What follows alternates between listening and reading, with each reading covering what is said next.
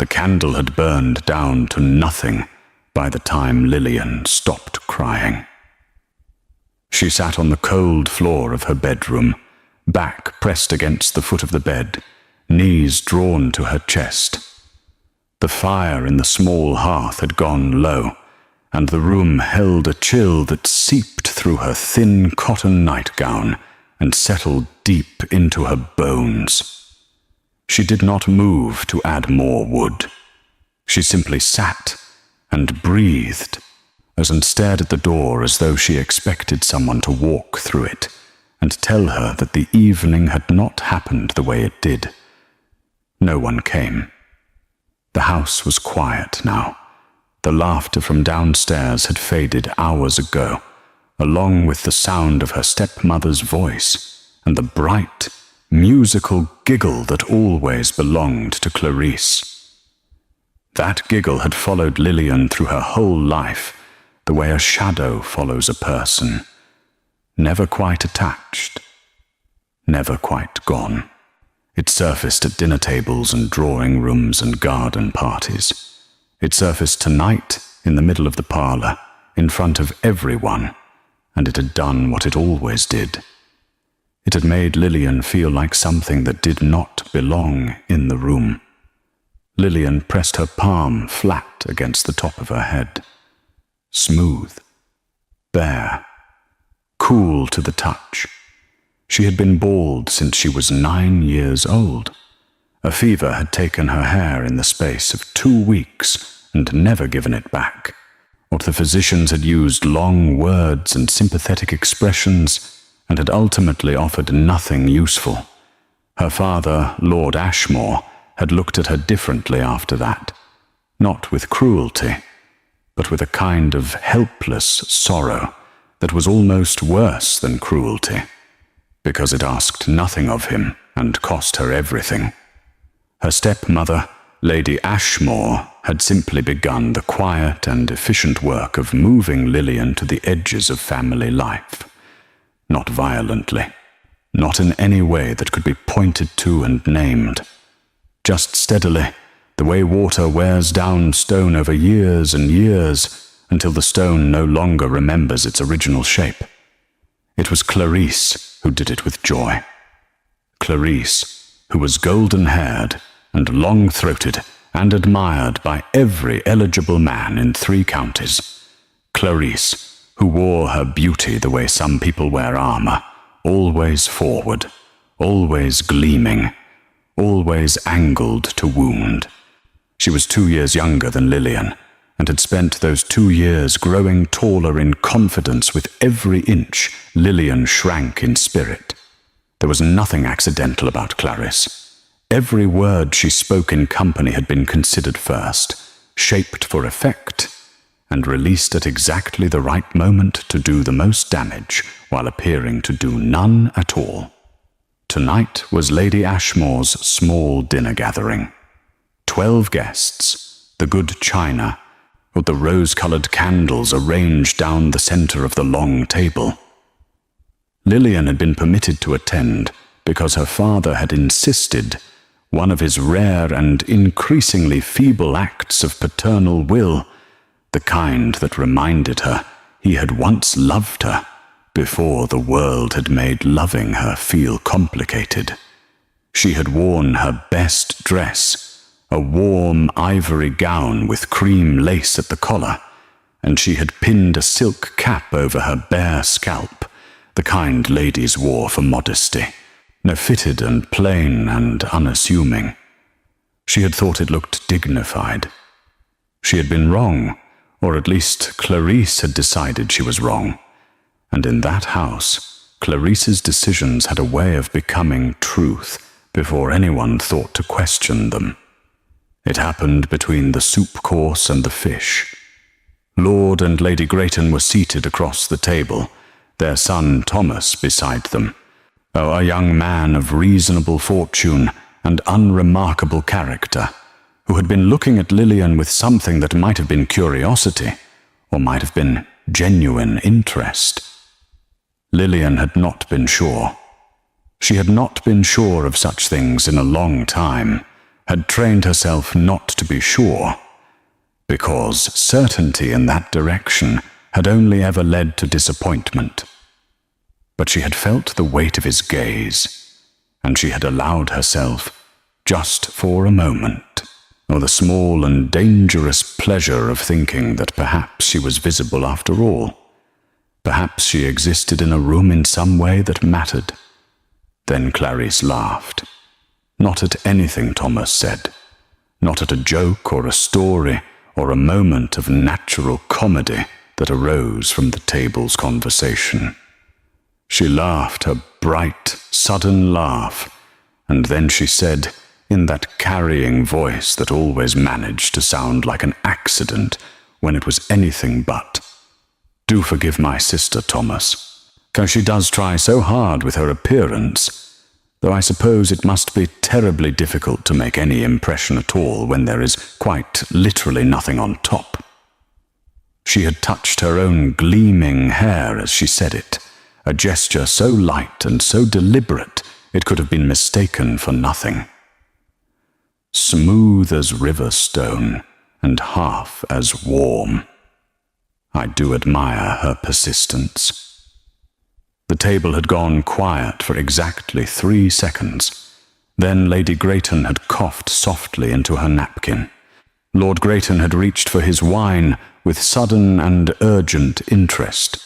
Thomas had looked at his soup as though it contained the answer to a question he had not yet thought to ask. Lady Ashmore had smiled the smile she wore when things were going precisely as she had intended them to go.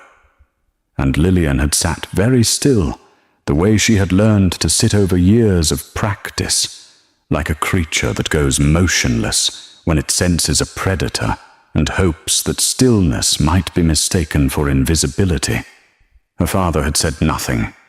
That was the part that had followed her up the stairs and into the cold of her room, and settled there like a stone at the bottom of still water. Not Clarice's words, though those had cut cleanly and deep, and would leave the kind of mark that did not show on the surface. Not the silence of the guests, though that had its own particular sting, the sting of being witnessed in your humiliation and offered nothing, not even the small dignity of someone pushing back. It was her father's stillness that had undone her, the way he had lifted his fork and continued eating as though nothing in the room had shifted, as though his eldest daughter had not just been stripped of the last thin layer of composure she had managed to construct around herself and left there, bare and blinking in the candlelight, with nowhere to look and no one to look to. She pressed her palm to the top of her head again. She had removed the silk cap when she came upstairs. She always did. Alone in her room, she did not pretend. The cap was for the world outside this door, a small courtesy she extended to the comfort of others, a way of softening her strangeness so that people did not have to work so hard to look at her. But here, with no eyes on her, she was simply herself, bare-skulled and quiet and aching in a way that lived somewhere behind her ribs, and had been living there for so long she had almost stopped noticing it, the way one stops noticing the sound of rain after hours of hearing it fall. She was 23 years old. In the world she inhabited, that was a number that arrived with its own particular weight. Unmarried daughters of minor gentry did not improve with age in the estimation of society. They became problems to be managed, then embarrassments to be hidden, then simply absences that no one quite thought to account for. And Lillian had watched this process begin in the way one watches weather change on the horizon, knowing it is coming, unable to stop it, learning only to brace. She had long ago given up the idea of a season. Lady Ashmore had quietly discouraged it, suggesting that the expense was too great and the outcome too uncertain, given Lillian's particular situation, a phrase that was never clarified and never needed to be. Clarice had been given 2 full seasons and was now in the middle of her 3rd, or attended by the finest dressmakers in London and escorted to every ball and dinner party of consequence. The contrast was not accidental. Nothing in this house was accidental. But there was a letter. Lillian's eyes moved to the small writing desk beneath the window. The letter had arrived that morning, before the dinner, before Clarice, before the soup course and the 3 seconds of silence that had rearranged something permanently inside her chest. It had been addressed to Lord Ashmore, but her father had passed it to her without explanation over the breakfast table, sliding it across the cloth with 1 finger, as though the act of giving it to her was itself a kind of burden he was relieved to set down. She had not opened it then. She had folded it carefully and placed it in the pocket of her morning dress and carried it through the day without reading it, some instinct telling her to wait, to find a private moment, to be alone when she learned what it contained. She rose from the floor now, stiff with cold, and crossed to the desk. The letter was sealed with dark wax, pressed into the shape of a crest she did not immediately recognize. A crown above a falcon. Clean lines, the kind of seal that spoke of old money and older names. She broke it carefully, unfolded the single page within, and held it toward the dying firelight to read. The handwriting was not the handwriting of a secretary. It was direct and even, neither ornate nor plain, the kind of hand that suggested a person who wrote what they meant and did not dress it in unnecessary flourish.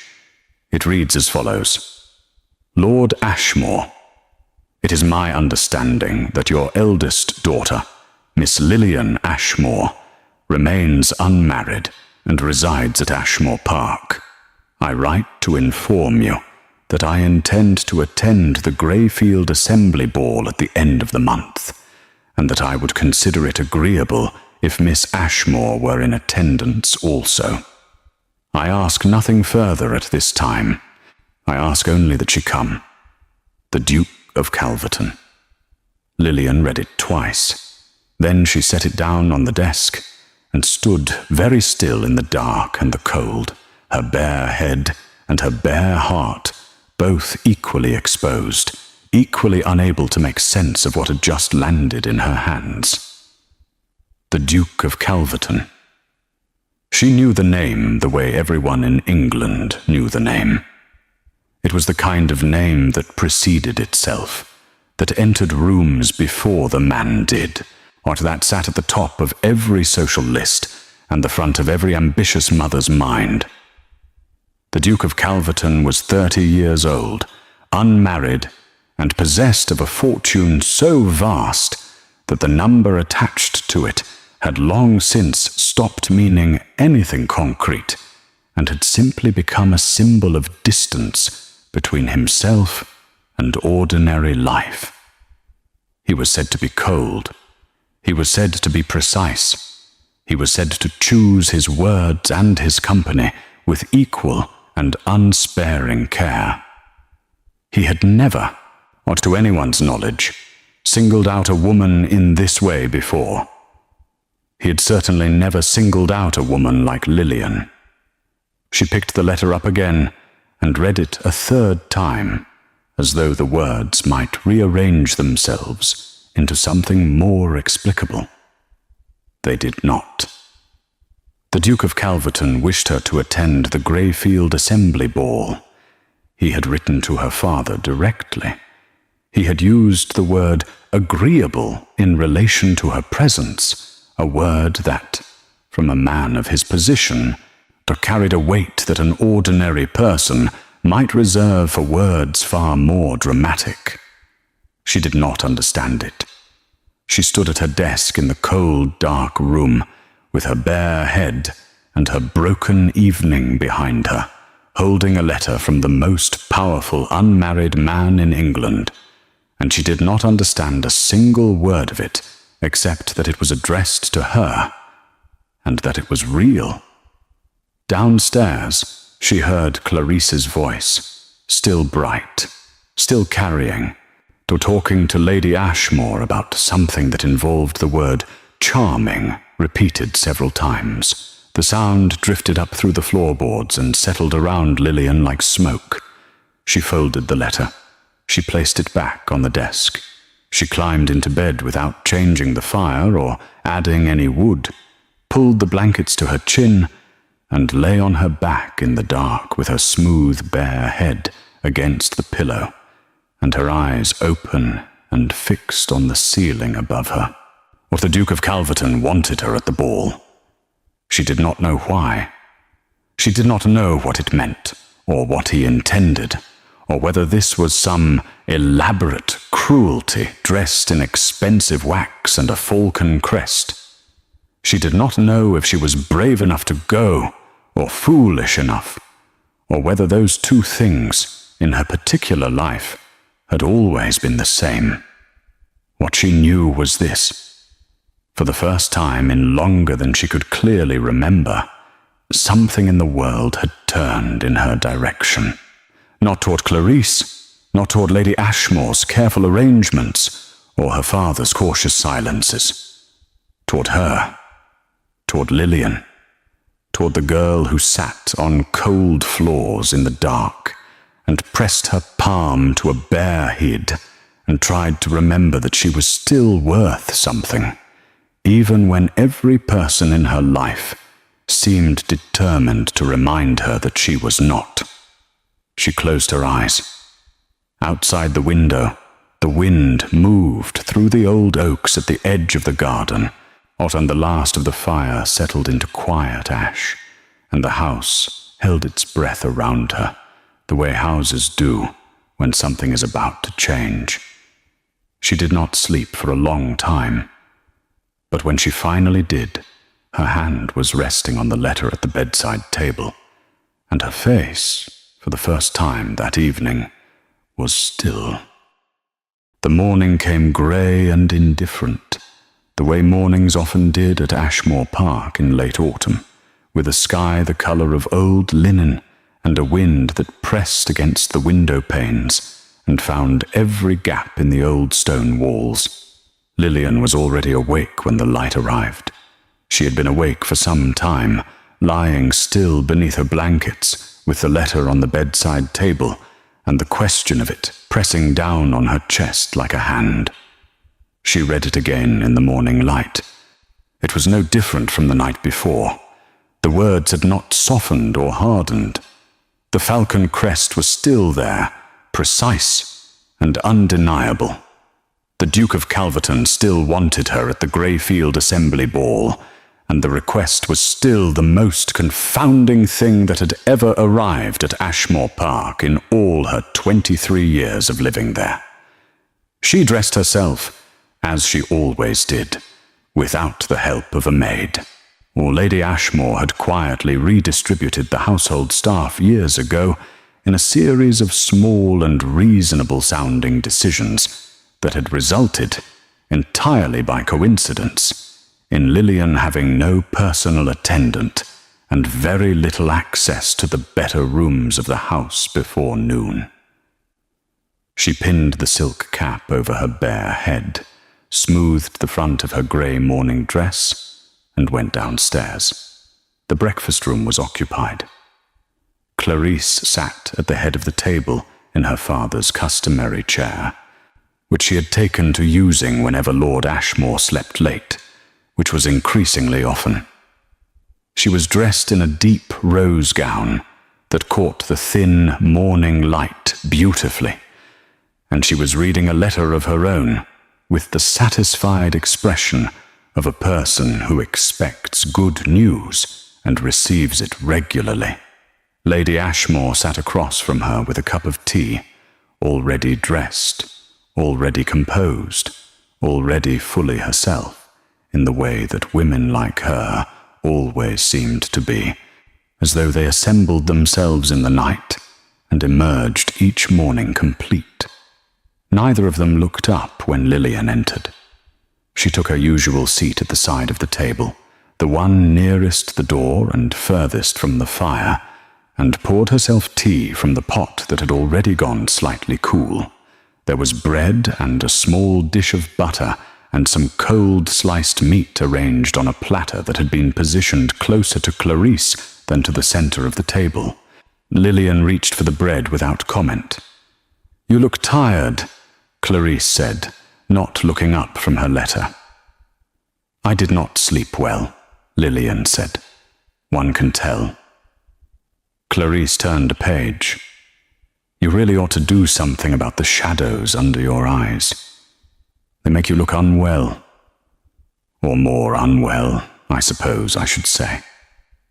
Lady Ashmore made a small sound that was not quite agreement and not quite disagreement, and functioned as both. Lillian buttered her bread and said nothing. She had learned, not over many years of mornings exactly like this one, that silence was the most efficient response. Engagement only extended the performance. Clarice required an audience to sustain herself, and an audience that refused to react was a disappointing one. Given enough quiet, she would eventually redirect her attention elsewhere. But this morning, Lillian had something in the pocket of her grey dress that made silence feel differently weighted than usual. The letter sat there against her hip. I folded small, present and warm, in a way that had nothing to do with temperature. Lord Ashmore came down at 9:30, which was earlier than usual, and suggested a restless night of his own. He was a tall man who had once been handsome in the straightforward way of men who do not think much about their appearance, and who now carried his age in the set of his shoulders and the line of his jaw. He greeted Lady Ashmore with a nod, and Clarice with a faint smile, and sat at the end of the table and began filling his plate without ceremony. "Father," Lillian said, before the moment could be swallowed by the ordinary machinery of breakfast, "I would like to speak with you this morning. When you have a moment." He looked at her with the mild surprise of a man who has grown accustomed to not being addressed by a particular person. "Of course," he said, after a pause that lasted just long enough to be noticed. After breakfast, Clarice looked up from her letter for the first time. Her eyes moved from Lillian to Lord Ashmore, and back again, with the quick, assessing intelligence she applied to anything that suggested a shift in the domestic arrangement. She said nothing, but her gaze sharpened in a way that Lillian recognized and had learned to be careful of. After breakfast, Lord Ashmore received her in the small study at the back of the house, the one that smelled of old books and pipe smoke, and the particular staleness of a room that is used infrequently. He sat behind the desk, and Lillian sat in the chair across from him, and placed the letter on the wood between them. He looked at it for a moment before picking it up. She watched his face as he read. She had always been good at reading her father's face, perhaps because she had spent so many years studying it for some sign that she still occupied a place of warmth in his affections. What she saw now was not what she expected. She had anticipated confusion or dismissal, or the careful neutrality he deployed when he did not want to commit to a position. Instead, she saw something that moved quickly across his features, and then was gone. Something that looked, if she was reading it correctly, like recognition. "You have read this," he said. It was not a question. "You gave it to me," she said. "Yes." He set it down. He was quiet for a moment, then turning his ring on his finger in the way he did when he was thinking through something, he would rather not think through. "Calverton. You know him," Lillian said. It came out more certain than she intended. Her father looked at her. "I knew his father. Many years ago. Before your mother died. Before a great deal happened." He paused. "The current Duke is not a man I know personally, but his reputation is not a small thing." "Why would he write to you about me?" Lillian asked. "Or why would he know my name at all?" Lord Ashmore was quiet for a long moment. Outside the study window, a sparrow landed on the stone sill and then departed. The fire in the small grate popped once and settled. "I may have written to him," her father said finally, in the tone of a man confessing something minor that is, in fact, substantial. Lillian stared at him. "You wrote to the Duke of Calverton. Several months ago. It was a letter of a general nature. I mentioned the family. I mentioned you." He shifted in his chair. "I did not expect a reply. I certainly did not expect this particular reply. What did you say about me?" He met her eyes, and in his, she saw the thing she had been looking for all these years, the love that had not died, but had simply buried itself under the weight of his second marriage, and his diminishing will, and his inability to fight the slow erosion of his household by the woman he had married to manage it. It was there. It was small and tired and ashamed of itself, but it was there. "I told him the truth," Lord Ashmore said quietly, "that you were the finest person in this house, and that I had failed you." The room was very still. Lillian did not trust herself to speak for a moment. She looked down at her hands, folded in her lap, and breathed carefully through the sudden pressure behind her eyes. "The ball is at the end of the month," she said at last. "Well, yes. He asks only that I attend." "Yes." She lifted her eyes back to his. "Then I will go." Something shifted in her father's face. Not relief exactly. Something older and more complicated than relief. "I will arrange it," he said. "You will need a proper gown. I will speak to Lady Ashmore." "You need not involve Lady Ashmore," Lillian said, with a steadiness that surprised even her. "I have the allowance my grandmother left me. I have never spent it. It will cover what is needed." Her father nodded slowly. He looked at her the way a person looks at something they have underestimated for a long time and are only now beginning to properly see. "Lillian," he said. "It is all right, father," she said. And she meant it in the way one means things that are not quite all right, but are no longer worth the cost of dwelling on. "It is going to be all right." She rose, took the letter from the desk, and left him there with his ring and his fire and his long overdue guilt. In the hallway outside the study, she nearly walked directly into Clarice. Clarice was not a woman who lingered in hallways without purpose. She was standing precisely where the hallway narrowed beside the study door, which meant she had been standing there long enough and close enough to hear at least some of what had passed between Lillian and their father.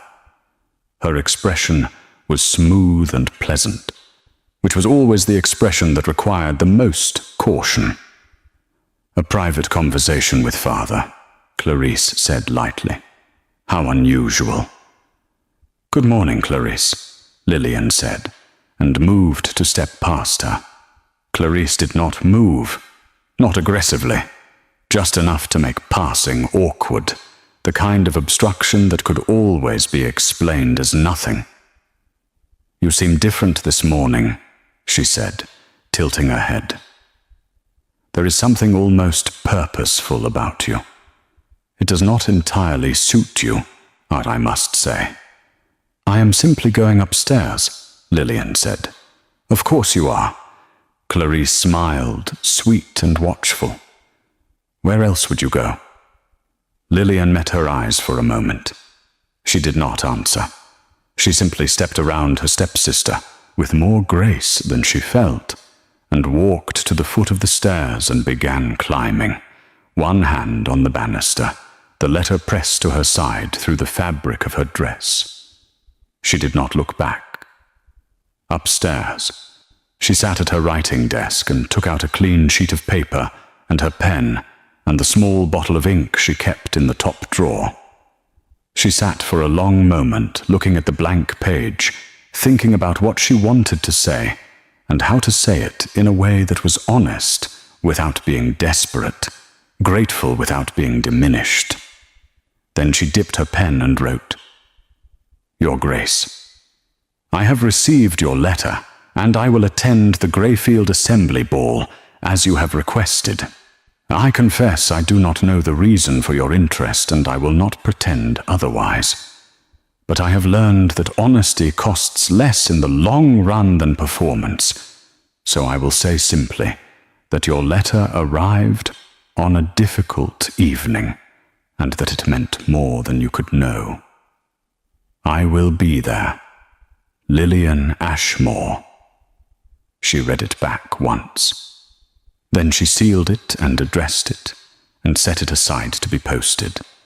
And she sat for a while longer at the desk, with the weak autumn light falling through the window onto her bare hands and her silk-capped head, feeling something in her chest that was new and fragile, and not entirely unwelcome. It felt, cautiously and against all reasonable expectations, like the early edge of hope. She was careful with it. She had been hopeful before and had learned the particular cost of hope in a house like this one. But she did not put it away. She let it sit there quietly in her chest like a small and steady flame, too new to trust entirely, but too real to deny. Outside, the grey sky was beginning, very slowly, to lighten. The gown was the colour of wine. Lillian had chosen it herself in a dressmaker's shop in the village of Harwick, 12 miles from Ashmore Park, and therefore safely beyond the radius of Lady Ashmore's social connections and Clarice's pointed opinions. The dressmaker was a woman named Mrs. Fallow, small and sharp-eyed, and possessed of the particular gift of seeing what a person needed before the person had finished explaining it. And she had looked at Lillian for a long moment, when Lillian removed her travelling bonnet and the silk cap beneath it, looked without flinching and without performing the elaborate neutrality that people often deployed in place of genuine ease. And then she had simply said, "Sit here and let me think." What she had thought, it turned out, was this. The bare head was not a problem to be dressed around. It was a fact to be dressed with. There was no point in suggesting arrangements of hair or decorative pins or any of the other small architectures that other women use to construct themselves for an evening. What Lillian had was a long neck and a clean skull, and a face that, without the distraction of hair, existed in a kind of unguarded clarity that most faces never achieved. The gown should do the work that other women distributed across their whole appearance, for it should be extraordinary at the hem and quiet at the shoulder, and fitted in a way that moved with her rather than containing her. The wine silk had been Mrs. Fallow's suggestion. Lillian had looked at it doubtfully at first, accustomed as she was to choosing colours that did not draw attention, that blended into the background of a room and made her easy to overlook. But Mrs. Fallow had held the fabric up beside Lillian's face and said simply, "Well, there," in the tone of a person who has found the right answer and does not require agreement to know it. There had been 2 fittings. Lillian had made the 12-mile journey both times in the Ashmore Park carriage, which her father had arranged quietly and without announcement, which meant that Lady Ashmore knew about it, but had chosen not to intervene, which itself was interesting. Perhaps she did not know about the letter, but perhaps she had decided that whatever Lillian was doing was inconsequential enough to ignore. Either way, Lillian was grateful for the small space of privacy. Now the ball was 4 days away, and the gown was hanging on the back of her wardrobe door, and Lillian stood looking at it in the early evening light, and felt the complicated mixture of feelings that had been her constant company since the letter arrived. Hope, still small and careful. Fear, which was less careful and considerably louder. And underneath both of those, something quieter and more fundamental.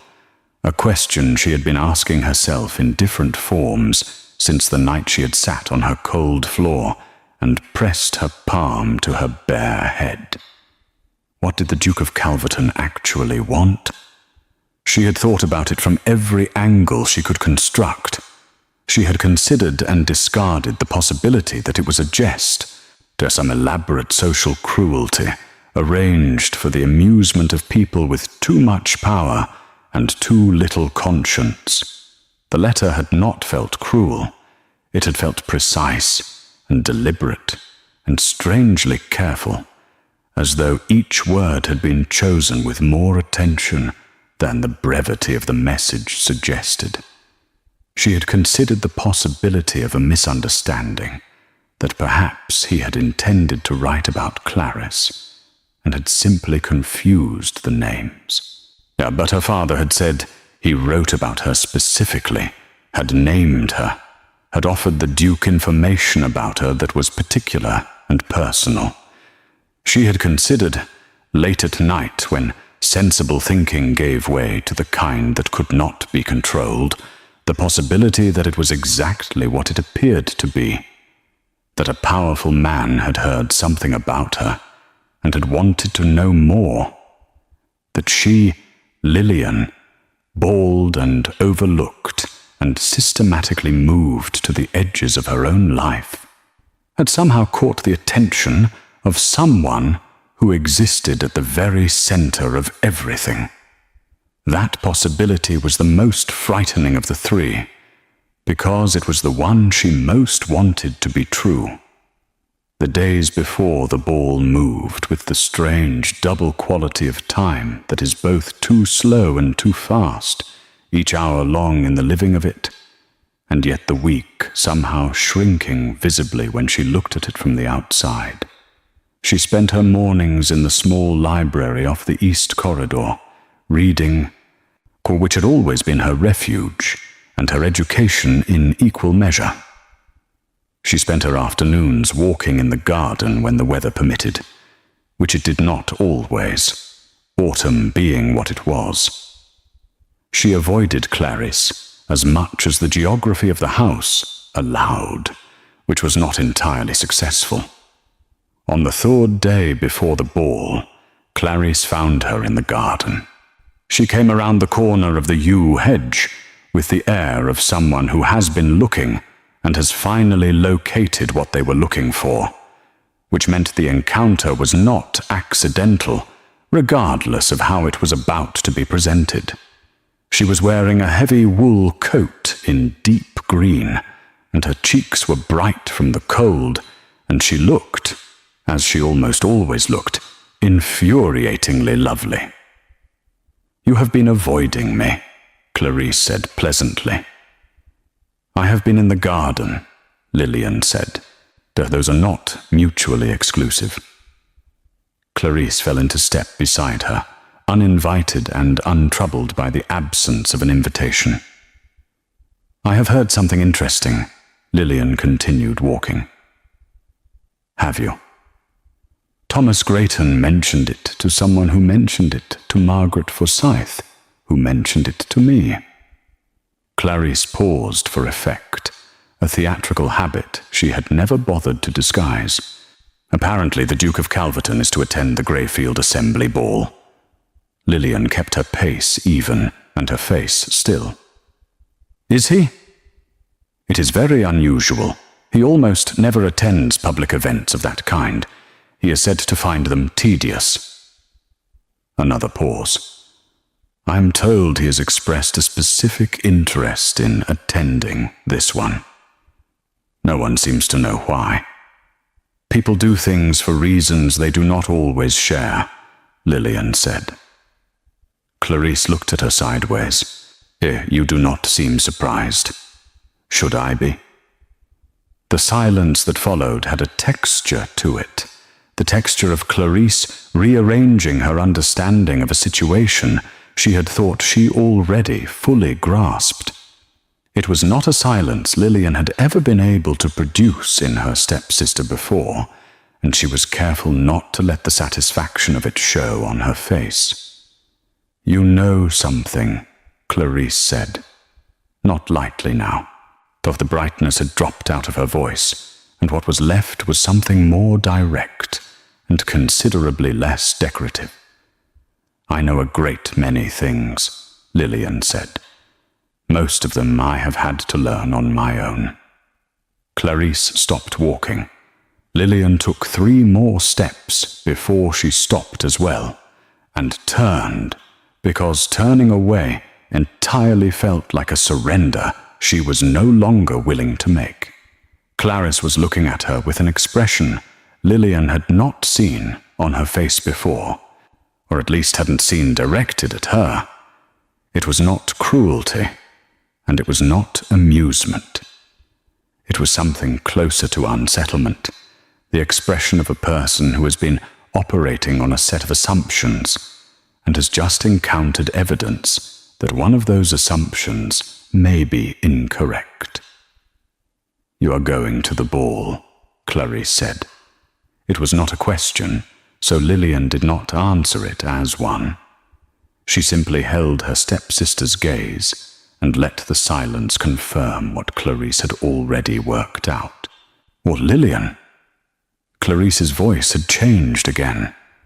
There was something in it now that might almost have been warning, or might almost have been something stranger, something that in another relationship might have been concerning. Whatever you are imagining, whatever you think this is, you should be careful. Men like Calverton do not single out women like you.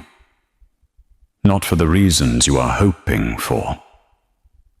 The words landed the way Clarice's words always landed, and precisely and with full knowledge of where they would hurt most.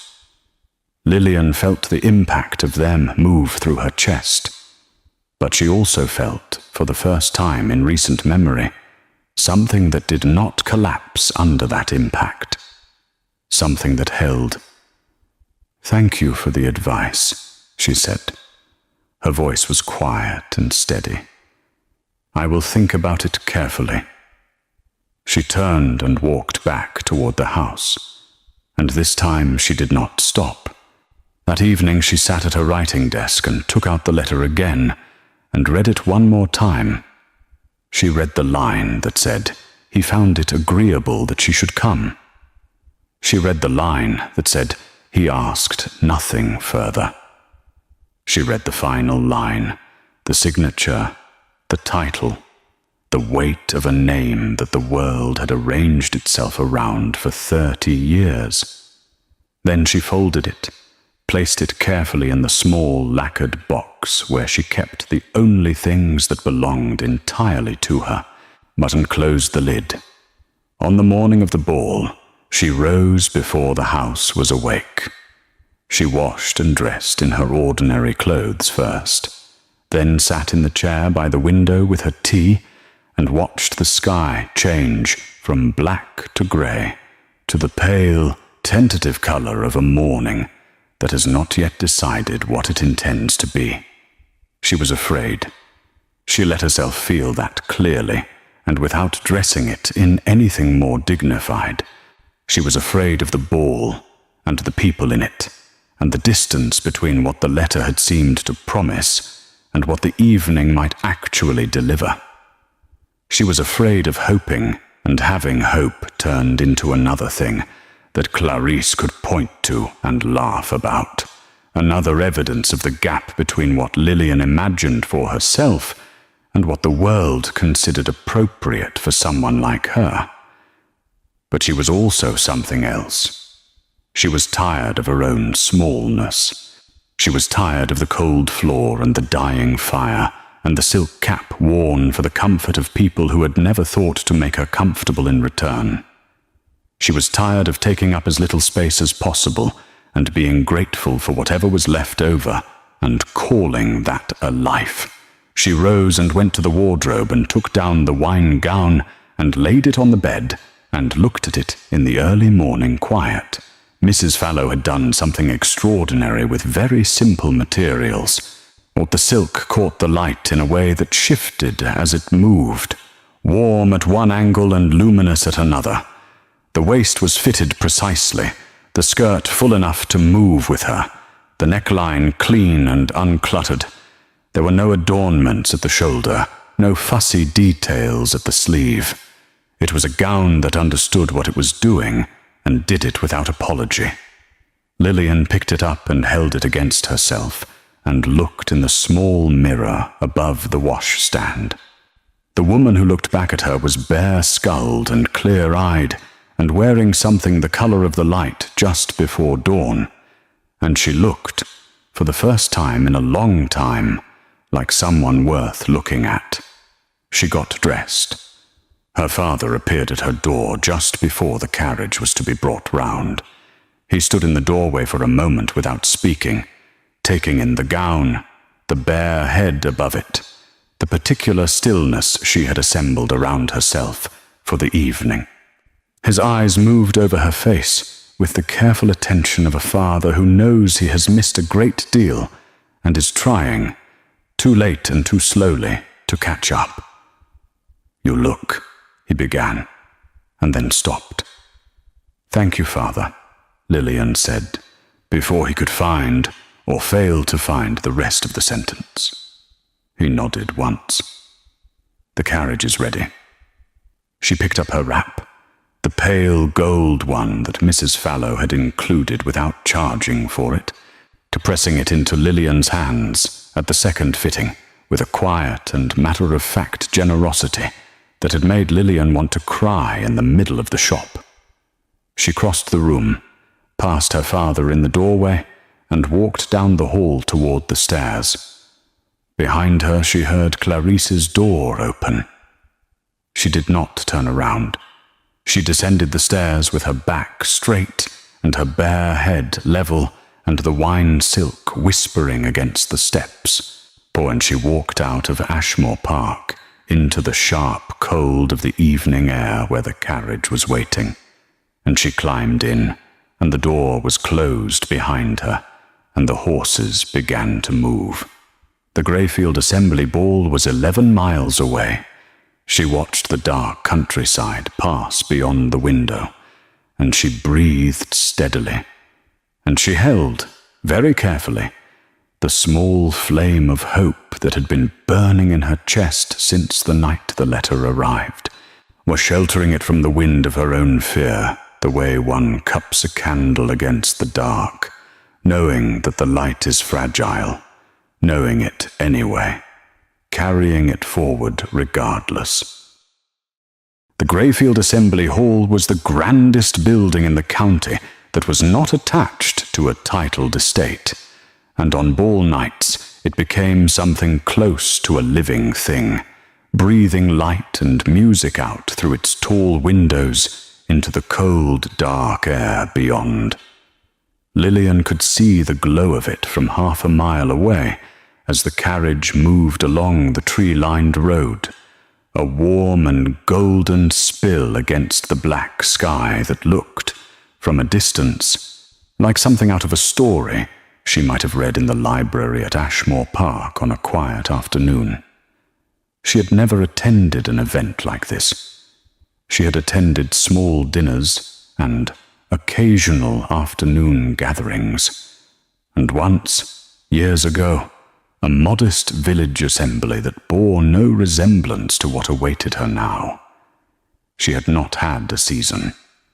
She had not been trained in the particular social choreography of a proper ball, the way of entering a room and reading it, or the way of moving through a crowd without appearing to navigate it, the careful art of being seen on one's own terms, rather than on the terms of whoever happened to be looking.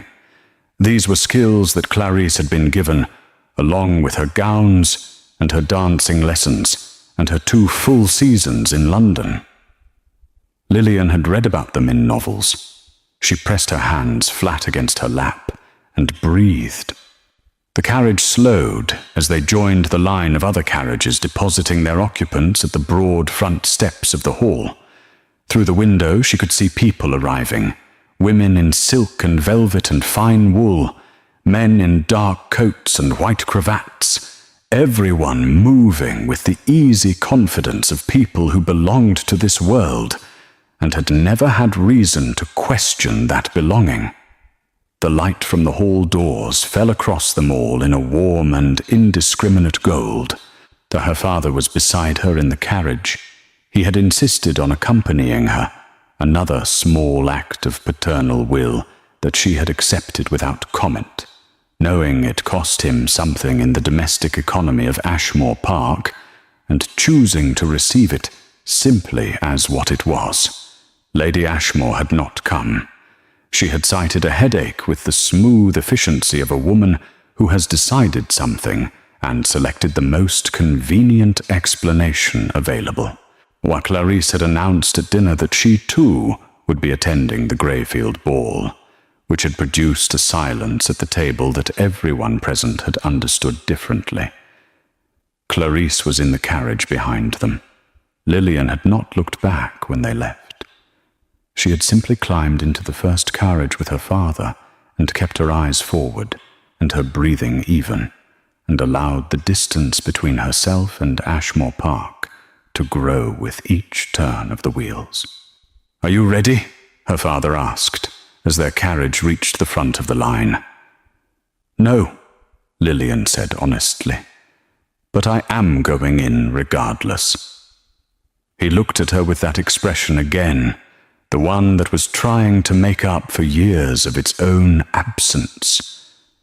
He offered her his arm as the footman opened the door, and she took it, and they descended together into the cold and the light and the sound of music drifting out from somewhere deep inside the hall.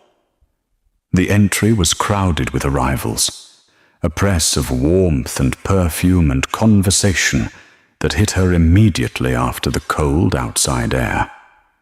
She felt the first looks land on her before she had fully crossed the threshold, the quick glances that moved from her face upward to her bare head, and then moved away again with varying degrees of smoothness. She was accustomed to this. She had been accustomed to it for 14 years. Now she kept her chin level and her pace steady, and moved through the entry hall beside her father as though she belonged there. Because tonight, she had decided, she did. The ballroom itself was extraordinary. It was a long room with a ceiling high enough to make the chandeliers look like suspended constellations, each one blazing with dozens of candles that threw a warm and shifting light across the assembled company below. The musicians were arranged at the far end on a low platform. They are playing something bright and intricate that threaded through all the conversation and laughter and movement of the crowd without competing with it. The floor was polished to a shine that reflected the light upward, so that the dancers seemed to move in a room that had no clear boundary between above and below. Lillian stood at the edge of it and felt something move through her that was not quite fear and not quite wonder, but contained elements of both. She was aware of people noticing her, but not in the way she was usually noticed, which was the brief, uncomfortable noticing of something out of place, quickly looked away from. this was different. The gown was doing what Mrs. Fallow had promised it would do. It caught the light of the chandeliers and held it, and the effect was that Lillian seemed, when she stood still, to be very slightly luminous, as though the light in the room had a small preference for her. She saw two women near the refreshment table look at her, and then lean together in conversation. She saw a man across the room glance at her, and then glance again. She didn't see the Duke. She moved with her father toward the edge of the room, accepting a glass of lemonade from a passing tray, and positioning herself where she could see most of the ballroom without being in the direct center of it. This was instinct, old habit, the familiar preference for the margin over the middle. Now she noted it in herself and did not entirely fight it. The margin tonight was a conscious choice rather than a retreat, she told herself, and tried to believe it. Clarice arrived 20 minutes after them. Lillian knew the moment it happened because she heard the shift in the room's attention, the subtle reorientation of faces toward the entrance that always accompanied Clarice's arrivals. She was wearing a gown of deep gold silk that made her hair look even more extraordinary than usual, and she moved through the entry and into the ballroom with the practiced ease of a woman who has done this many times and expects to be watched and is never disappointed. Her eyes found Lillian within moments of entering, a quick and precise location, and then she smiled and looked away and began her progress through the room. Lord Ashmore excused himself to speak with an old acquaintance, while Lillian stood alone at the edge of the ballroom with her lemonade and her wine silk, and the particular quality of aloneness that is different from loneliness, that is simply the state of being oneself without company. And she watched the room and breathed and waited for something she could not name to either happen or fail to happen. It was 9:30 when she felt it. Not a sound or a movement she could point to, a change in the quality of the room's attention, or a collective and involuntary adjustment, the way a field of grass all moves in the same direction when the wind shifts. She turned her head toward the main entrance of the ballroom, and she saw him. The Duke of Calverton was not what she had constructed from the sum of his reputation. She had imagined someone cold in the way that powerful men are sometimes cold, with a face like a closed door and eyes that assessed everything in terms of its usefulness. What she saw instead was a man of perhaps 30, tall enough to be visible across the room without effort, with dark hair and a face that was not handsome in the easy, uncomplicated way that Thomas Grayton was handsome, but was instead the kind of face that held attention once it had it and didn't easily release it. He was dressed simply for a man of his position, a dark coat and white cravat, nothing showy, nothing that competed with itself. He moved into the room with the particular stillness of a person who has so much authority that they have no need to perform it. He was accompanied by another man, shorter and broader and more immediately sociable, who was already nodding and smiling at acquaintances as they entered. The Duke was not smiling. He was scanning the room with an unhurried attention that was not coldness, she thought, but rather the look of a person searching for something specific among things that are merely present. His eyes moved across the room. They found her. She felt it as a physical thing the moment his gaze landed on her face. Not an uncomfortable thing, not the familiar prickling of being stared at for the wrong reasons. Something else.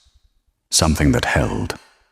He looked at her for a moment that lasted slightly longer than the ordinary social glance. long enough to be deliberate, and then he turned to say something to his companion, and the moment was released. Lillian realized she had forgotten to breathe. She breathed. Around her, the room continued its bright and busy life. The music and the conversation, and the movement of couples onto the floor for the next set. She stood in her gown with her bare head, and her heart beating with more force than was strictly comfortable, and she tried to think clearly about what had just happened, and found that she could not think about it clearly at all. He had seen her. He had looked at her the way the letter had felt, with intention, with something particular in it that she could not name, but could not dismiss either. She became aware, a few moments later, that Clarice was beside her. She did not know how long Clarice had been there. Long enough, from the expression on her face, to have seen the exchange of glances across the ballroom.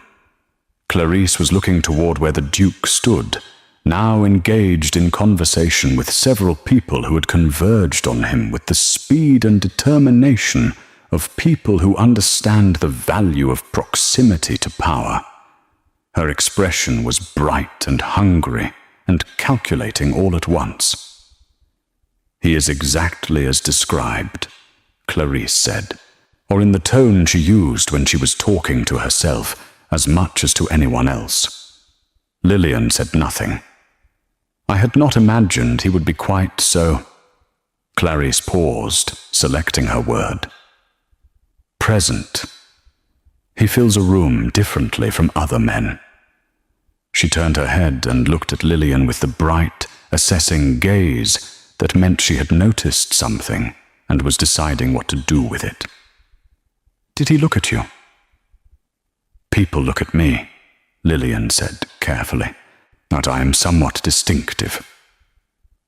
Clarice's eyes moved over Lillian's face and then upward to her bare head in the way they had done 10,000 times before, a gesture so habitual it probably no longer required conscious thought. But something in it tonight was different. There was something underneath the usual smooth dismissal, something that shifted when Clarice looked across the room again at the Duke and then back at Lillian, and did the small, the private calculation that her face almost never showed. "Stay close to Father this evening," Clarice said then, in a tone that was almost gentle and was therefore more alarming than her usual sharpness. "This is not the kind of room where you want to be without someone to anchor you." "I appreciate the thought," Lillian said. "Enjoy the evening, Clarice." She moved away before Clarice could respond, stepping into the slow movement of people along the edge of the ballroom, or not toward the Duke and not away from him, simply forward, into the room, taking up space in it, the way she had decided she was allowed to do. The next hour passed in a series of small moments that she would later remember as a sequence of photographs rather than a continuous experience. A woman she did not know complimented her gown. An older gentleman bowed to her in passing with old-fashioned courtesy. She was asked to dance once by a young man she did not recognize, and she accepted and danced badly and was grateful for it, because dancing badly in public was a thing she had never had occasion to do before, and the doing of it made her feel, unexpectedly, more present in her own body. She did not speak to the Duke. She was aware of him the way one is aware of weather, as a constant condition of the environment, rather than a specific event. She knew roughly where in the room he was at any given moment, without looking directly at him. She felt, twice more during the evening, the sensation of his gaze finding her across the space between them and resting there for a moment before moving on. It was during the interval, when the music paused and the room rearranged itself around the business of refreshment and conversation, that Clarice found her again. This time they were in the smaller anteroom off the main ballroom, where a fire burned in a wide grate, and the noise from the dancing was reduced to a pleasant hum. Lillian had come in for a moment of quiet, standing near the fire with a fresh glass of lemonade, to letting the warmth of the room settle into her after the cold draughts that moved through the ballroom near the windows. Clarice came in alone. She closed the door behind her, which was the first indication that what was coming was not going to be the usual performance. The usual performance required an audience. What Clarice was about to do, she intended to do in private. She crossed the room and stood before Lillian and looked at her with eyes that had dropped all of their social covering and were simply what they were underneath, sharp and afraid and furious in equal measure. "He has been looking at you all evening," Clarice said. Lillian held her glass and said nothing. "I have watched him. I have watched the way he moves through this room, and who he attends to, and who he does not. And he does not look at anyone the way he has been looking at you, and I want to know why." Her voice was low and tight, stripped of its usual music. "I want to know what you have done." "I have done nothing," Lillian said. "I arrived. I danced once. I have stood near walls and drunk lemonade. That is the full account of my evening. Do not be clever with me." Clarice's jaw was set. "He wrote to father. You went to father. That conversation in the study, the carriage trips you thought no one noticed. What the gown?" Her eyes moved over the silk with something that looked, shockingly, like genuine pain. "You have arranged something. You have found some way to attach yourself to this. And I need you to understand something very clearly before you go any further with it." "Clarice," Lillian said quietly. "No." The word came out hard. "No, you listen to me. This is not your world. This ballroom, this kind of man, this kind of evening. And you do not belong here, and everyone in that room knows it the moment they look at you. You are bald and worthless, Lillian. That is not cruelty. That is simply what you are and what you have always been. And no silk gown and no mysterious letter is going to change what a man like Calverton sees when he looks properly at you. He will look and then he will look away, just like everyone always does. Oh, and you will have made a fool of yourself in front of the entire county, and there will be nothing I can do to help you." The words fell into the quiet room like stones into still water. Lillian stood inside them.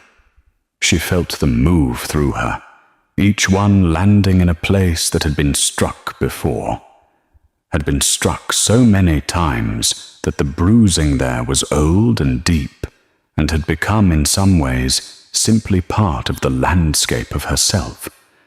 She felt the familiar impulse to shrink, to agree, to fold the small flame of hope back into the dark place inside her chest, where it could do no more damage. She did not. She looked at her stepsister, this golden, frightened, furious woman who had been sharpening herself against Lillian for 2 decades, and who was standing here now in a private room because she was afraid, genuinely and visibly afraid, for what felt like the first time. "You are scared," Lillian said. Her voice was very quiet and very steady. "That is the only reason you would say those words to my face instead of across a dinner table." Clarice's expression flickered. "I am going back into the ballroom," Lillian said. "I am going to stand in it and breathe the air of it and exist in it for the rest of this evening, and whatever happens or does not happen, I will still be here, in this gown, with this face and this head and this life that you have spent years telling me is not worth anything. She set her glass down on the mantelpiece with a small, clean sound. Thank you for being afraid of me, Clarice. It is the kindest thing you have ever done. She walked past her stepsister to the door. She opened it. The warmth and the music and the light of the ballroom came through it like a wave, and she stepped into it. And she did not look back. She had taken perhaps 20 steps back into the ballroom when she became aware that something in the room had shifted. It was the same quality of shift she had felt when the Duke first entered, that collective and involuntary reorientation of attention. But this time, it was more concentrated, more directional, and it was moving toward her. She slowed her pace instinctively, scanning the room, trying to understand what had changed in the few minutes she had spent in the anteroom. Then she understood. The Duke of Calverton was walking toward her, not in the indirect, socially plausible way of a man who happens to be moving in a particular direction and will stop and speak to someone if the opportunity presents itself naturally. Directly. With the unhurried and absolute certainty of a person who has made a decision and is carrying it out, or through the crowd that parted for him, not because anyone asked it to, but because that is what crowds do for certain people without being told. The room noticed. She saw faces turn. She saw fans pause mid-movement and conversations stall mid-sentence. She saw Clarice, who had followed her out of the anteroom and was standing near the doorway behind her, go very still in the way that Clarice only went still when something was happening that she had not arranged and could not immediately calculate. Lillian stood where she was. She did not retreat, and she did not advance. She simply stood in her gown in the middle of the Greyfield Assembly ballroom, with her bare head and her hammering heart. And she waited while the most powerful, unmarried man in England walked across the polished floor toward her, with the whole room watching, and did not stop until he was close enough that she could see his eyes clearly for the first time. They were grey. Not the cold grey of winter sky, but the grey of deep water, the kind that has depth and movement and is not the same colour twice. He looked at her for a moment in silence. She looked back. "Miss Ashmore," he said. His voice was low and even, the voice of someone who had never needed to raise it to be heard. "I am glad you came." "Your Grace," she said. Her voice was steadier than she had any right to expect. "I said I would." Something moved in his face at that, something small and not immediately legible but present. "You did," he said, "and you did not ask for explanations first, which most people would have done." "I considered it," she said. "I decided that explanations could wait, and that an evening like this one could not." He was quiet for a moment. Around them the room had achieved a kind of suspended quality, the music continuing and the people continuing, but everything slightly slower, slightly more attentive, like a collective breath held very carefully. "Would you walk with me?" he asked. "Along the edge of the room. I find that conversations of any substance are better conducted in motion." "Yes," she said, because she was done with the word no and the smallness that went with it. He offered his arm. She took it. The sensation of it was strange and grounding all at once, the solidity of him beside her, the warmth of his arm beneath her hand. They began to move along the perimeter of the ballroom together, and the effect on the room was immediate and complete. The suspended quality broke. Sound and movement returned, but the watching did not stop. She could feel it on her skin, all those eyes following the two of them as they walked, trying to understand what they were seeing. She understood the impulse. She was also trying to understand what she was seeing.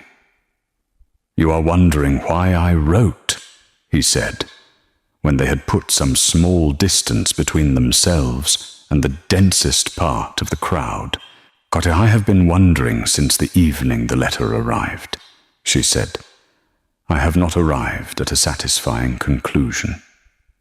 "Your father wrote to me," he said. "In his letter he described you in a way that was honest to the point of pain. He said you were remarkable, and that he had failed to protect you, and that if there was any man of character in England who might look at you properly, he hoped that man would have the courage to do so." He paused. It was not a subtle letter. It was not a socially sophisticated letter. It was the letter of a man who loves his daughter and is ashamed of himself. Lillian said nothing for a moment.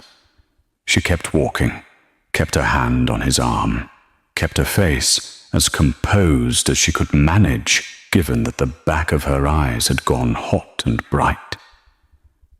"That must have been a peculiar letter to receive," she said finally. "It was unlike anything I have received before," he said. "Which is partly why I answered it." He glanced at her sideways, and then she felt the look the way she had felt his gaze across the ballroom earlier, with a specificity that had nothing vague about it. "I should tell you something. I had heard your name before his letter arrived." She looked at him. "How?" "Mrs. Fallow," he said. "In Harwick. She made a gown for my sister 2 years ago. She speaks of the women she dresses with the authority of someone who has made a serious study of character, and she spoke of you. Not of your appearance, though she mentioned that also. She spoke of the way you sat in her shop and looked at fabric and made decisions with a kind of quiet certainty that she found, her word, rare." Lillian stared at him. "Mrs. Fallow spoke to you about me." "My sister mentioned her. I was in Harwick on business. I stopped in on a whim." He paused. "I do not generally act on whims, but that one I am glad of." She was quiet, processing this chain of small coincidences and deliberate choices that had assembled themselves, without her knowledge or participation, into the circumstances of this evening. "You built a picture of me from other people's accounts," she said. "I built an interest," he said. "The picture I am building myself. Tonight." Another sideways look. "You are not what I expected." "What did you expect?" "Someone more guarded," he said. "Given what your father described of your circumstances, I expected someone who had learned to protect herself by showing very little. You show a great deal, Miss Ashmore, not carelessly, but clearly." She considered this. "I have spent a long time showing very little," she said. "I find I am tired of it." "Good," he said simply. They walked in silence for a moment, a comfortable silence that surprised her with its comfort. And then he said, "Tell me something true." "What kind of something?" "Any kind, or something you would not ordinarily say in a ballroom." She thought about it honestly.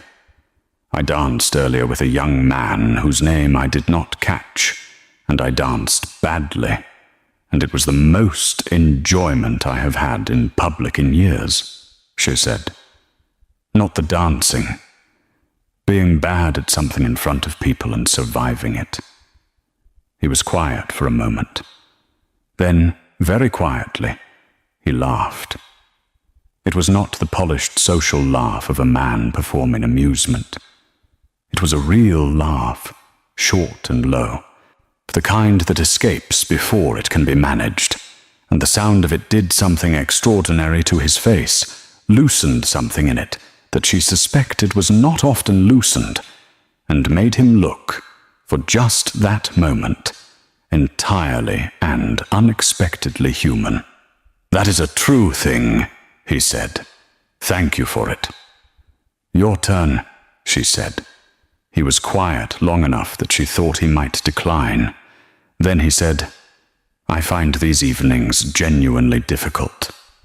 Not socially, but I can manage the social mechanics of any room. I find them difficult because everyone in them wants something from me, and every conversation is therefore a kind of negotiation, and I am tired of negotiating. I came tonight because your father's letter reminded me that somewhere outside the negotiation there are still people who simply are what they are." She looked at him. "And am I what you expected? From that description?"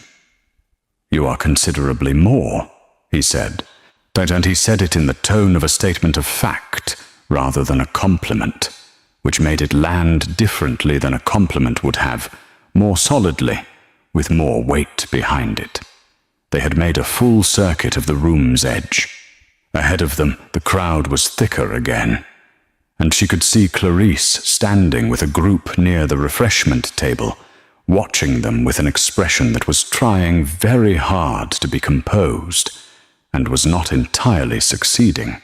But beside her was Lady Grayton, and her son Thomas, who was also watching, with the expression of a man who is recalculating something he thought he had already calculated correctly. She also saw her father. He was standing near one of the tall windows, slightly apart from the company around him, and he was watching his eldest daughter walk through the ballroom on the arm of the Duke of Calverton, with an expression that she thought, from this distance, it might have been the closest thing to joy she had seen on his face in a very long time. "My stepsister," Lillian said quietly as they walked, "said something to me this evening, in the anteroom. She said I am bald and worthless, and that a man like you would look at me properly and then look away. She said it without drama, without the tremor in the voice that the memory of the words still wanted to produce. Or she said it because she had decided that the only way through the weight of those words was to say them out loud to someone who would hear them clearly."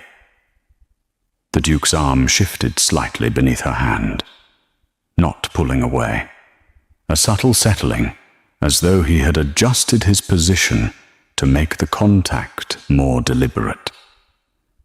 "She said that to you tonight," he said. Not a question. His voice had not changed in temperature, but there was something different in it. Something careful and controlled. "Yes. Then she watched me walk across this room toward you," he said. "Yes." He was quiet for a moment. "Good," he said, for the second time that evening, and again the word was simple and complete and contained more inside it than its single syllable suggested. They slowed to a stop near the center of the room, where the space was widest and the light from the chandeliers fell most directly. It was, she realized, the most visible point in the entire ballroom. Not the edge, not the margin, but the center. He turned to face her. The room was watching. She could feel it with a completeness that she had never felt before in any room, because what they were watching was not her strangeness, or her bare head, or the discomfort that her presence sometimes produced in people who didn't know where to look. They were watching her because the Duke of Calverton was looking at her in the center of the Greyfield Assembly Ballroom, as though she were the only point of orientation in the room. was as though everything else in it, the music and the candles and the silk and the accumulated social weight of everyone present, was simply the background against which she existed. "Miss Ashmore," he said, in a voice that was quiet, but carried in the particular way that quiet voices carry, in rooms that have gone very still. "Would you do me the honor of the next dance?" The next dance. In the social language of this world, the one she had read about in novels and been excluded from in life, where the next dance from a man of his position was not a casual request. It was a declaration made in public, in front of witnesses, in front of everyone who would carry the news of it home tonight and repeat it tomorrow and the day after, until it had reached every drawing room in the county. It was the kind of declaration that could not be undone. She thought of the cold floor of her bedroom, as she thought of the dying fire and the silk cap and the 14 years of pressing her palm against the smooth top of her head in the dark. She thought of Clarice's voice in the anteroom, delivering the verdict that had been the verdict of this house and this world for as long as she could remember. Bald and worthless. She lifted her eyes to the Duke of Calverton's grey ones, and she felt, with a clarity she had not known she was capable of, that she was standing at the precise boundary between the life she had been living and something else entirely, and that the step across it was hers to take. "Yes," she said, "it would be my honor." He offered his hand. She took it, and the room, which had been holding its breath, breathed. The dance was a waltz. She had not known it would be a waltz when she accepted, had not thought to consider what kind of dance it would be, had been too occupied with the enormity of saying yes to think about what yes would require her body to actually do. When the opening notes came, and he turned to face her, and placed one hand at her waist and took her other hand in his, she understood that she was about to waltz, in public, in the center of the Greyfield Assembly Ballroom, yet with a man she had met 20 minutes ago, and already felt she had known for considerably longer. She told him the truth immediately. "I am not a confident dancer." "I know," he said. "I watched you earlier." She looked at him. "And you still asked." "Because of how you looked afterward," he said, not embarrassed, alive. She had no answer for that. So she let him lead, and she followed. And what happened was not elegant, but it was real. Two people moving through a room full of watching eyes with more honesty than grace, and finding that honesty, in this particular moment, was the better of the two. She was aware of the watching the whole time. She was aware of Clarice at the edge of the room, standing very still in her gold gown, with her beautiful hair and her careful face, and the particular stillness of someone watching the world rearrange itself around a person they had always considered beneath rearrangement. She was aware of her father near the window, no longer pretending to look elsewhere. She was aware of the whispers moving through the room like wind through grass, quiet and continuous, and full of the specific energy of people witnessing something they will be talking about for months. She did not look at any of them. She looked at the Duke, who was looking at her, and she let the room do what it needed to do around them while they remained, for the length of the waltz, or entirely inside their own small world of music and movement, and something neither of them had named yet, but that was present between them as clearly as the music itself. When the dance ended, he did not immediately release her hand. He held it for a moment longer than was strictly required, long enough for everyone watching to see, long enough for the gesture to register as deliberate.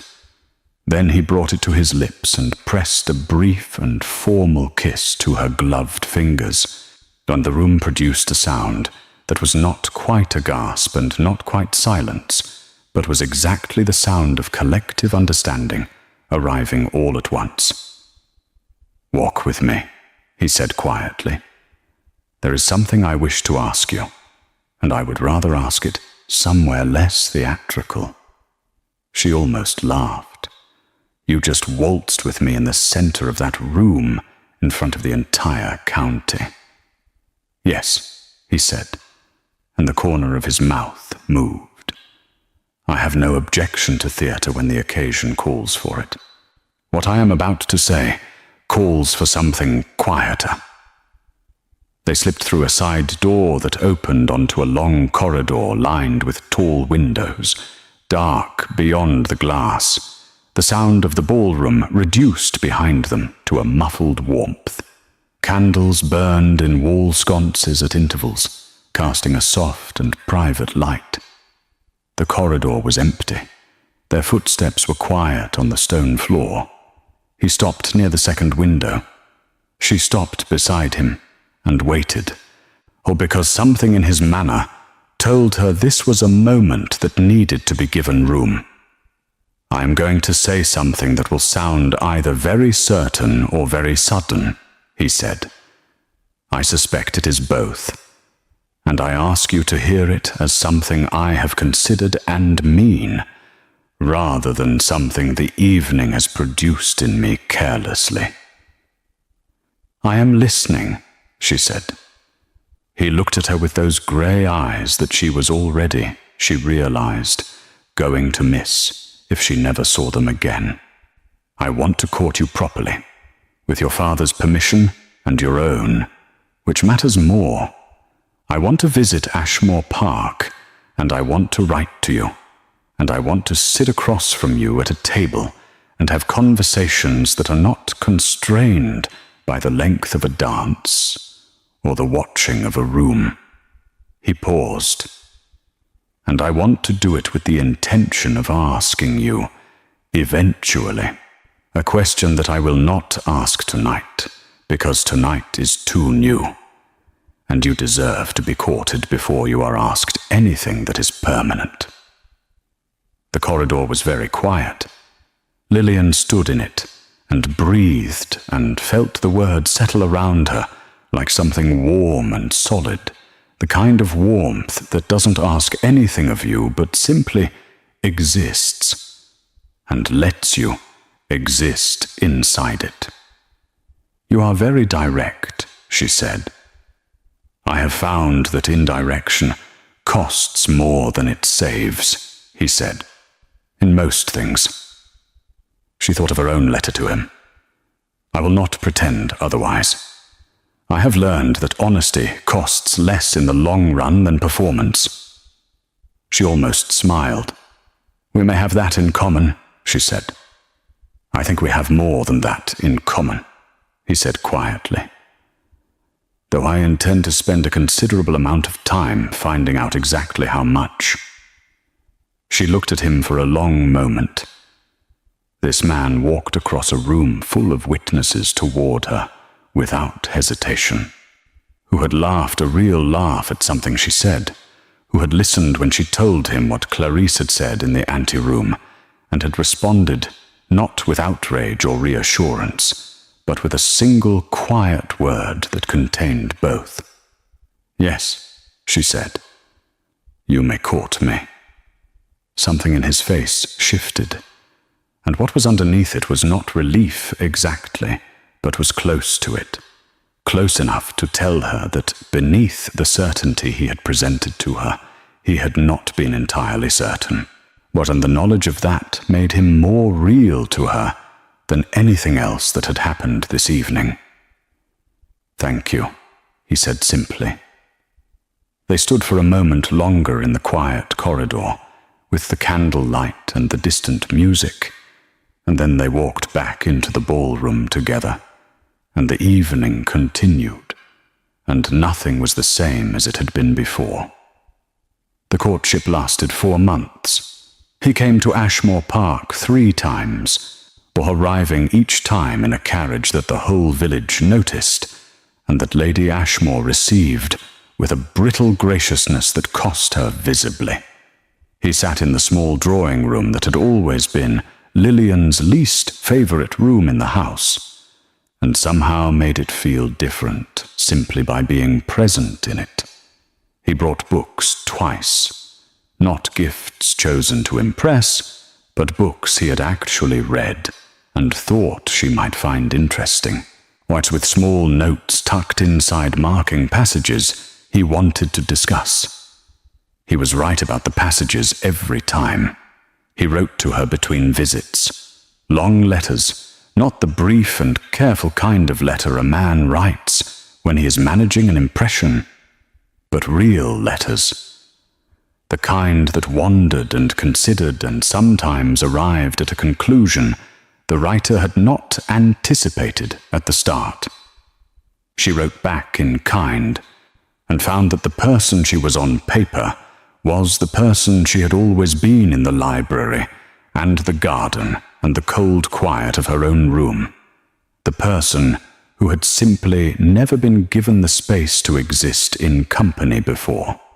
Clarice left Ashmore Park 6 weeks into the courtship. She went to stay with a cousin in Bath, announced with the smooth efficiency of a woman who has decided to remove herself from a situation that is no longer developing in her favor. Or she said goodbye to Lillian in the hallway with a composed face and eyes that said something her voice didn't, or something that was complicated and unresolved, and possibly in some form she would never directly acknowledge, a kind of apology. Lillian said goodbye to her without cruelty and without warmth, and with the particular piece of a person who has put something down that they have been carrying for too long. Lady Ashmore remained. She was quieter now, recalibrated by the new mathematics of the household, which had shifted irrevocably the night of the Greyfield ball. She did not become kind, but she became careful, which was in some ways more useful than kindness, and the small daily erosions that had been the texture of Lillian's life at Ashmore Park slowed and then largely stopped, like a clock that had been wound down. Lord Ashmore changed most visibly of all. He began appearing at breakfast before anyone else. He began asking Lillian questions at dinner, and listening to the answers with the attention of a man who has remembered something important and is determined not to forget it again. One afternoon in December, he came to find her in the library and sat in the chair across from hers and said, without preamble, that he was sorry, and he said it in the direct and unadorned way of a man who has decided that elaborate expression is less honest than simple statement.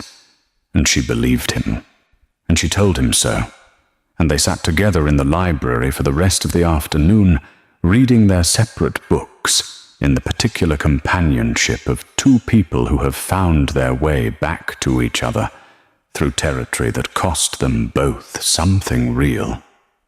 The Duke asked his question on a Tuesday morning in February. He had written to say he would come, and she had known from the letter that it was coming, not because he said so directly, but because of the quality of the letter, or the care in it, the way it moved toward something without quite arriving. She wore a deep cream dress and her bare head, and she sat in the drawing-room and waited, and when he came in and sat across from her and looked at her with those grey eyes that she now knew as well as her own face in the mirror, she waited for him to speak first. He did not make a speech about it. He said simply, "Lillian, will you marry me?" She loved him for the simplicity of it, for the lack of flourish, the absence of performance, the plain and earnest directness of a man asking a real question and genuinely waiting for the answer. "Yes," she said. I will marry you." He reached across and took her hand and held it, and the fire in the drawing-room burned warmly, and outside the February sky was pale and clear, and the house was quiet around them, in the good way that houses are quiet when something right has happened inside them. They were married in April, for the church was in the village nearest to Calverton Hall, a small and ancient building with stone walls that had held centuries of weddings and knew how to hold one more. It was not a large wedding.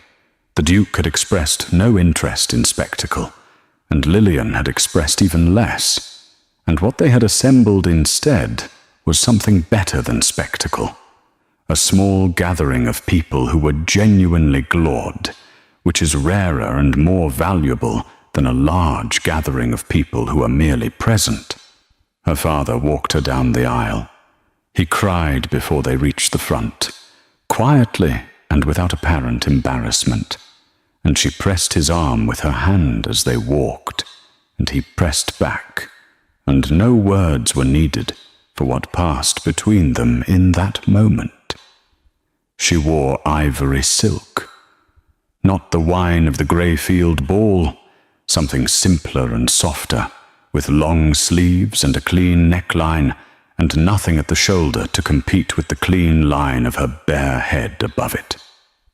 Mrs. Fallow had made it, of course, and had delivered it to Calverton Hall 2 days before the wedding, with the expression of a woman who has done her finest work, and knows it, and requires no one to tell her so. The Duke turned when she reached the front of the church. He looked at her the way he had looked at her, across the Greyfield ballroom, with that particular quality of attention that made her feel, every time, as though she were the only fixed point in whatever room they happened to share. But there was something more in it today, something that had not been in the ballroom because it had not yet had time to grow. It was the look of a person who has spent 4 months learning someone and has found, at the end of those 4 months, that what they learned exceeds what they hoped. She took her place beside him. Or the ceremony was simple, and the words were old, and the light came through the high, narrow windows of the ancient church and fell across them both in a way that she would remember for the rest of her life, gold and quiet and completely, entirely real.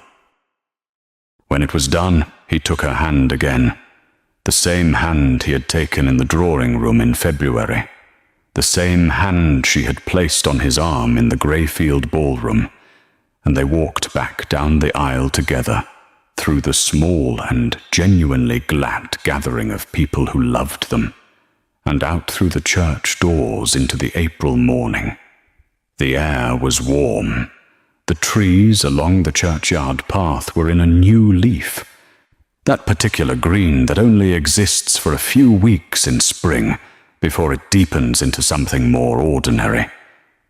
Somewhere nearby, a bird was singing with the uncomplicated enthusiasm of a creature that has no awareness of being observed, and is simply, entirely itself.